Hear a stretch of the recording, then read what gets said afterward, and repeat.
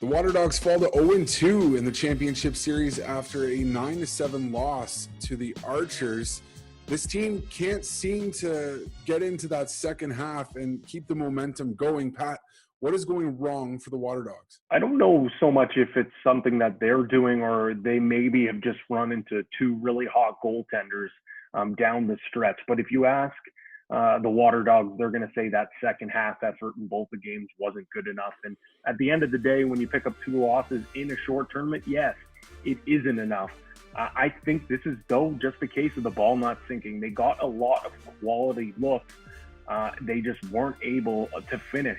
I think the transition offense needs to be going as well. It looked like they started to slow down the ball a little bit in that second half and didn't really keep up with that high-tempo Andy Copeland offense that we were used to seeing in the first half of both games. But I don't think they can panic. I think they need to continue to do what was successful and not panic down the stretch, because that's kind of what it looked like happened in both these games. Austin, I think it may be safe for us to say that we're going to see a much different looking team in their third game here. You'd sure hope so, because, 3 goals over 2 games in the second half just isn't going to cut it, and Andy Copeland will be the first one to tell you that.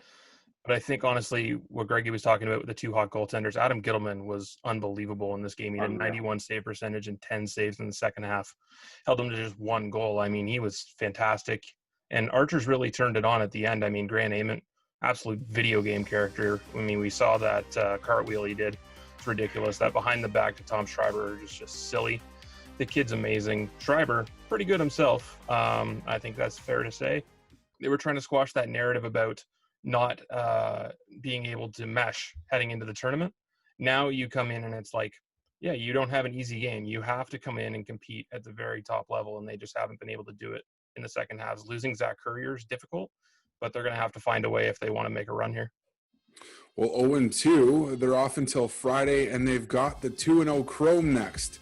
So they will have their work cut out for them, but I do expect a much better effort. Thanks for tuning in.